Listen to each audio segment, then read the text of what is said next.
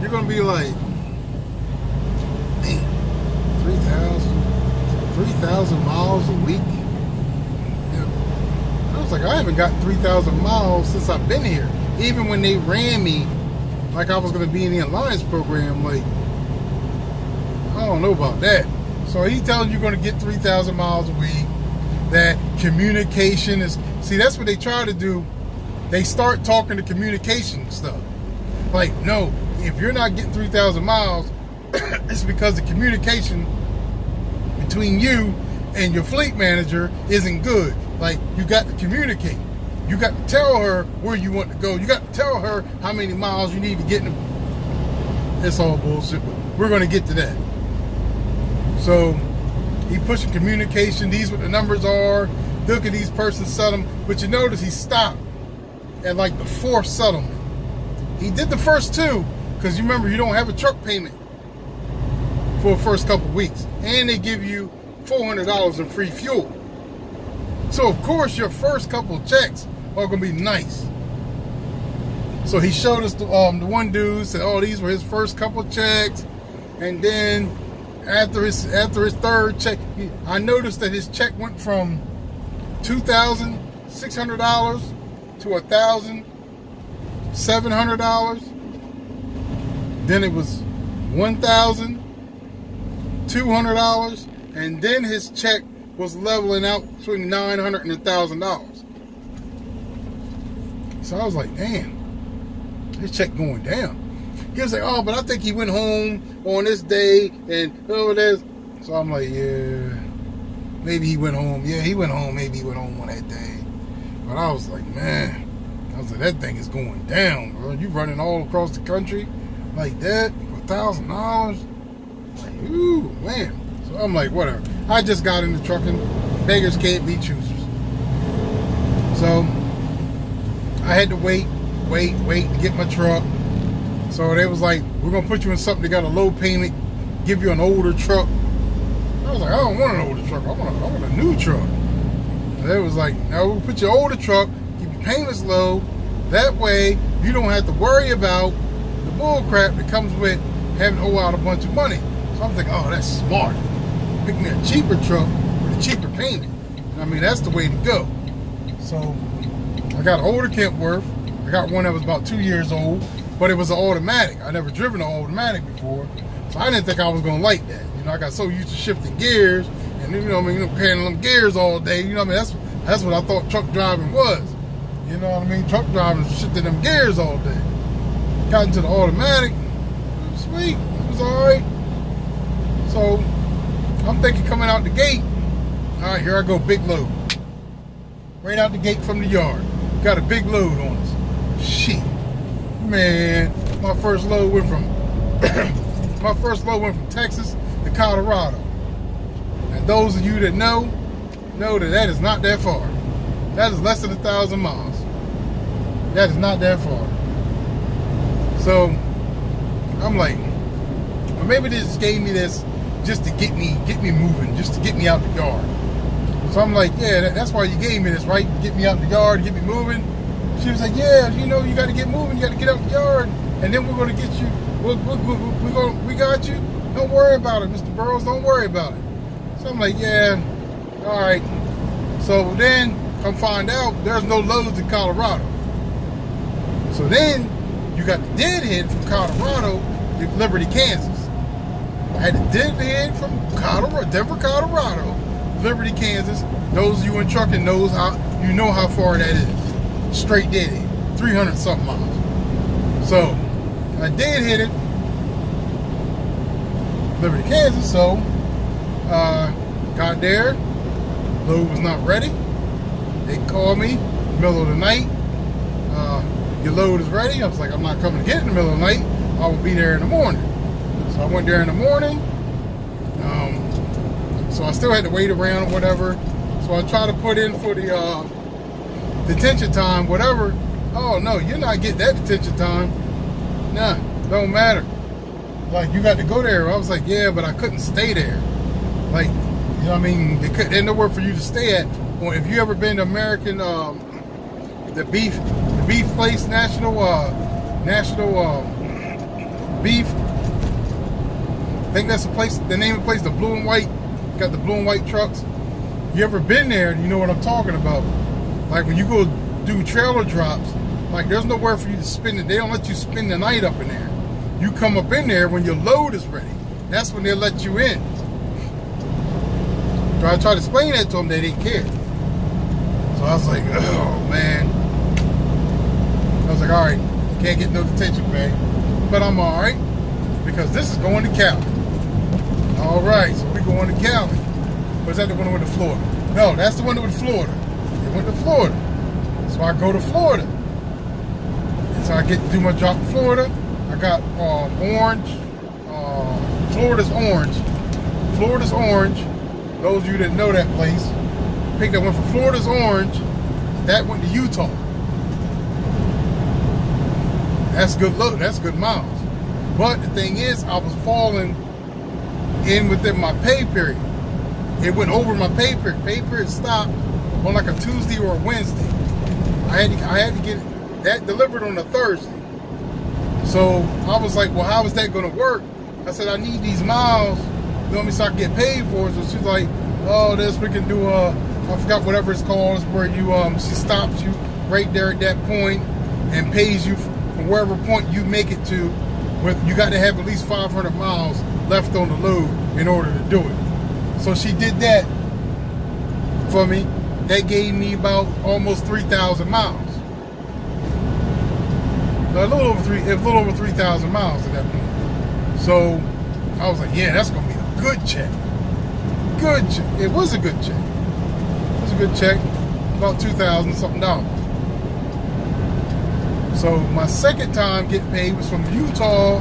Went from Utah back to Georgia. Or from Georgia, California. Another good check, over $1,000. This is where it gets hairy. Now, you know, coming out of California is hard, but not hard for the mega carriers. So I pick up berries, fruits and berries, or whatever it is, berries or fruit, whatever it is. Pick that up out of Northern California, within the middle of California, not Northern California, but it's like up in the middle of where all the, those of you that know where the berry patch is out there. I pick up there, going back to Texas. Now, end up in Laredo. So I'm in Laredo. Laredo's only going to Florida. So I'm like, why is Laredo, like, it's Texas, it should be going anywhere. Well, most Laredo loads, for some reason, were going to Florida. At that point, they were going to Florida. Florida's only like 1,400 miles. Florida's 1,300 miles. So I'm going to Florida and it works. So I noticed my miles are going down. So now I'm just at 2,000, a little over 2,000 miles. And I'm like, oh man, I was like, my check, what is my check gonna be? This is the check where I don't get a free truck payment. I done used up my free fuel. It's all coming out of pocket now. They charge me for everything. No. My check was negative. It was negative.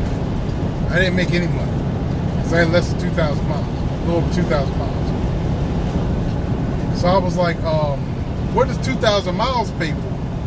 When I called her back, I said, yo, what does 2,000 miles cover? She said, oh, 2,000 miles is just enough to cover your expenses for the week. I said, God damn. I said, well, what if I run 2,500 miles? Are you telling me I only get $250 for $1 a mile? I get $250? So she was like, well, we tried to run you. Well, I said, yeah, I know what you tried to do, but you can't run 3,000 miles all the time. Like, it's not possible. It's not possible to do that. Unless you're running me from coast to coast and you give most of those loads to the trainers. You don't give them the solo drivers. You give them where there's 2 clocks in there. Where you can run east to west with food in there. fresh food and make it from east to the west coast. Like, you don't do that for solo drivers. The only time I run something east to west, Florida to California, Florida to Utah, as if Florida to Utah, as if it's an orange juice load, a juice load, something like that. So it was over and over again. At this point, my rent, all my wife asked me to do was pay the rent. She said, just pay the rent. I got a job. I'll take care of the rest until you get on your feet. So I'm not even able to pay the rent. This after a month went by. I had other 2 checks, but that money went to bills and whatever. So at this point, I don't have a check. I'm still living off the other check that I got, second check I got. Then I break even in the 4th week. Then the 5th week, I make, I think 500 bucks. I made 500 bucks, but I had to give that all to my wife to go toward the rent. So I'm out in California and I'm like, man, this ain't working out. It's like the miles and the pay are not, they're not equaling out. Like, they're really not equaling out. So I'm like, I gotta do, this ain't working. So my wife was like, well, she's starting to look at me crazy. She's thinking, well, maybe it's something I'm doing wrong. I said, all right, I'll tell you what you do. At this point, she had got laid off from where she was at, but she was still getting paid. She was still getting paid even though she was laid off. So, so that's another story I'll tell you about Valdosta on another blog about Valdosta, Georgia, about how fucking racist they are down here. That's a story for another time. So, her and my son, they come with me on the truck for a month. So I want her to see that I'm really running. Like, I'm running my ass off. I'm working my ass off, and I'm not getting paid for it. So she's in the truck with me. Now, she ended up giving me a little bit of luck, a little bit of mojo, because I ended up getting more miles. You know what I mean? I had the Florida load going from Florida to Utah. We go to Wyoming. We went to Wyoming to daggone. We should cut across going to Ohio, drop in Ohio, picked up in Pennsylvania. We going from Pennsylvania all the way down to New Mexico, down to Texas. Like, we're getting it. We're running around. I had her in the truck, but she was seeing how much the checks were. Those 3,000 miles I was running before, they ain't paying the same now, bro. 700-800 bucks. That's all I was getting. And when I called up there raising hell, he was like, well, I told you that. Mr. Burroughs, I told you that's right about what you was going to make. I was like, oh, man. He said, it's not about making money. It's about learning the business. You're supposed to be learning the business, Mr. Burroughs. You know what I mean? It's about learning to be an owner-operator. I was like, owner-operators don't pay what you all are asking me to pay. They don't pay all of that. And they get paid more. They get paid more. So if you're paying me $1.50 a mile, $1.60, $1.70 a mile, I'll be able to make money. I won't care then. You're not paying me that. When it all comes down to it, you're really only paying me $1 a mile. And not even that. So we went back and forth, back and forth. So I asked to do home time. I went home. It's like, her and I talked. I said, you think I should keep doing it or not? She was like, I don't know. She's like, I don't know. Like, you could be a company driver and make that amount. I was like, I know. Like, I could be a company driver and make $700-800 in a week, man. Like, I don't need to be out away from my family for over a month to make $700-800. Like, and that's only if I'm lucky and I get the loads that I need to get. And sometimes they cry, well, the load isn't available. Loads, especially the weekend crew.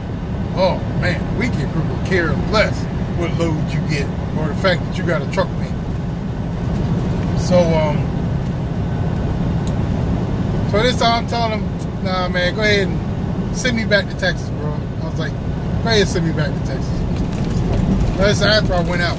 I went out and they did it to me again. said, there's nothing we can do. We don't have the load. We don't have the load.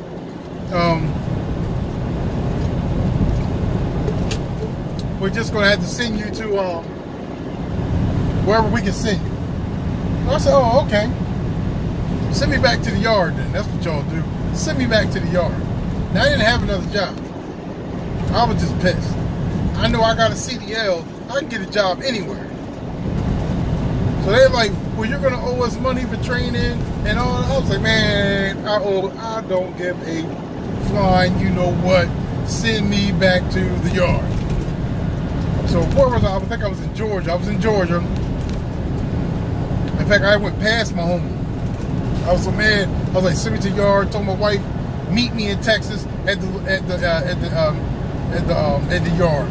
Just meet me in Dallas at the yard. And she was like, oh, okay, you serious? I was like, yeah, I'm dead serious. I was like, the hell with this.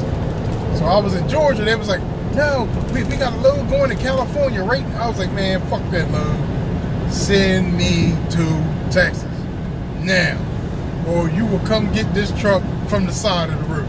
Like, I am not playing. So they got me a load going from Georgia to Houston. Then from Houston, they kept trying to dig me around again. Oh, well, we got this great load. I said, man, I don't care about your great load. Like, I'm in Houston, matter of fact, I'm done talking to you. I cut off all communication. Blocked their numbers, or numbers I had to block. They kept calling me from blocked numbers. And I dead-headed straight back to that yard. I got to the yard, met them, took my stuff out of the truck, put it in the car. They followed me right up to the gate. I drove inside the gate. Girl was like, well, can you take the truck through inspection? I was like, I don't work here anymore. I'm done. I'm not taking this truck through nothing. Pulled up. At least I took the truck back to the yard. Pulled in, just past the gate, got out, and walked away from the truck. That was it. That was it. Me and Stevenson were done at that point. Like, I was not going to go back there and be a company driver for, what they told me, 39 cents a mile. No, that was not happening. Not doing no 39, 40 cents a mile. It is not happening. I'm a grown-ass man. It don't matter how long I've been driving. I'm not doing 39 cents a mile for nobody. Kiss my ass. So I started calling around KLM. They was like, no, we're scared of Stevenson. They're our bitch. I was like, all right, whatever. Called another company. You need 2 years experience or more. A year is not going to work. All right, fuck it. Hung up on them. Called Martin. I forgot my boy had quit. Before I went back out the last time, when I took my wife, he quit and went to Martin. So I was like, that's the company. I said, I'm going to call them. See what, man, as soon as I called them, they was like, when you coming in? When you coming? I was like, well, I just got home. Orientation starts Monday. Come on in. I went right up. I was already in Georgia, living in Georgia. Rode up to Atlanta. Wife went with me. Wife, my youngest son went with me. Went up there, did orientation. 3 days later, I was in the truck, starting in Martin. So I had some old habits that I had when I was at Stevenson. I was so overtrained that I kept doing all the little stuff. Martin, but it wasn't like all that, bro. They don't babysit you. They don't call you all day. Oh, what happened? I see you hit the brakes hard. Oh, what happened? We see you had to make a hard turn here. Somebody pulled out in front of you. What happened? There wasn't none of that with Martin. None of that. Only difference with Martin is trucks have to go to the yard every 30 days to get service. So after they go to the yard 30 days to get service, you don't have to go into the yard and go do a class and all this other dumb stuff they had me doing. They doing damn work release program just to get out of the yard. It's just every 30 days. You choose to go to the yard for something else, that's on you. And it was a guarantee no less than $1,000 a week. So here I am, not having to run all across the country. I'm driving regional, making $1,000 a week before taxes and insurance. That's another. I'll talk about more later on when it comes to that stuff. But not having to deal with none of the bull crap that I had to deal with at Stevenson, and making that little bit of money, not having no insurance or nothing. Oh no, you're an owner operator. That truck is your responsibility. You have the insurance. You get no insurance, no nothing, and no fucking pay either. You get no pay. So it's not worth it. And when I ran into a young boy in Tennessee, he was all excited, talking about he's on his way back to join the Alliance program in Stevenson. I told him, bro, don't do it. I said, don't do it, man. I said, I just came from Stevenson. He said, oh, I'm a disreputable employee, man. I would have stayed there if they just would have treated me right. I said, that program is set up for failure. That program exists for trainers. Trainers, that is it. Only a trainer can do that program. That is it. One solo driver cannot meet the requirements of that program. It cannot happen. It can't happen. I don't care how many miles you drive. You just can't. Unless you got another body next to you giving you free money. Another free $500 or $600. That may make it worth it. You're going to get then some maybe some $1,500, $1,600 checks then. But is it worth it having another human being in your truck all the time? Farting and smelling and doing whatever another grown man does. So the Stevenson Alliance program is set up for failure. If you want to go there and learn to drive trucks, that's one of the best places I can recommend. Because I went there, I never learned. Everything I know now, I learned through driving through them and through their training. Aaron Bethel. Rest in peace, Aaron Bethel. But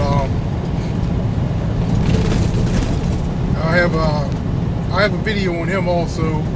He was my trainer, the 26-year-old I told you about. He died of a massive heart attack.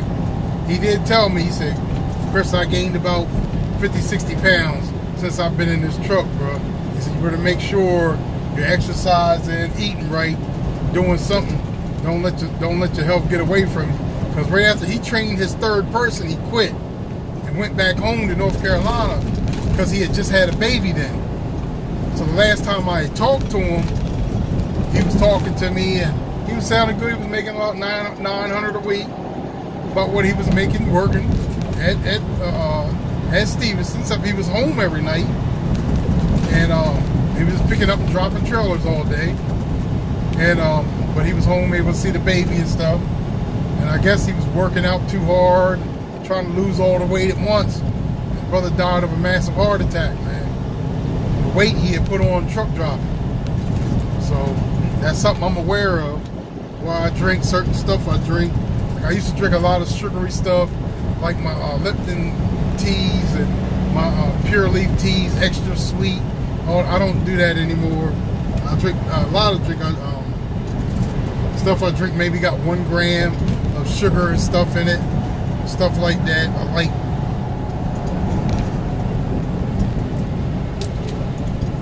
And I have videos about something that physically happened to me once I started driving. Once I hit over a year in driving, something happened to me physically. I'll make another video about that.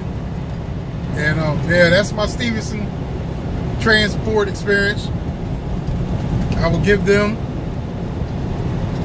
a 10 when it comes to training. Overtraining, double training, triple training. They train the hell out of them. Good place to go train. It is not a place to go if you plan on having a career in trucking. You need to use them for training, and then you need to move on and go do something else. If you're going to provide for your family. If you're just a young buck out here, just want to run around and waste your time, have about $600, $700 in your pocket, go fuck around, do dumb fuckery shit that young people do, then knock yourself out. But bro, there's more out here than that. Once you get them licensed, a whole group of things open up to you. A whole lot of things open up for you. Not just working at Stevenson or me just here working at Martin. I could do dump truck driving, flatbed driving, delivery, daytime driving. You can fucking drive from Purdue and pick up and drop chickens all day. Like, there's a lot of things that you can do, even becoming a future owner-operator. You don't have to do that one thing. Bro, there's plenty of money to make out here after your first year of experience. There's plenty of money to make out here. You just have to get out here and get it. You got to get out here and get it, man. You got to get out here and get it. And don't let Stevenson take you off for short. That Alliance program, that lease program, I do not recommend. Do not do it. Do not do it. It is a scam. It is a scam. Other than that, you just want to be a regular driver for Stevenson, go ahead and be a regular driver for Stevenson, man. But their Alliance program is shit. And those that are on here lying about it, more likely as a trainer, he's making a little bit more money, or there are some fucking weirdos there. There's a lot of weirdos there in that yard that don't have a life outside of trucking. So they've probably been fired from other places, and they finally landed a home in Stevenson, and they're okay there. So you got to watch out for that also. Look out for yourself. Don't even look out for what I say about Stevenson. If you want to go find out for yourself. But you better leave that Alliance program alone. I'm telling you. It's TBE. I'm out.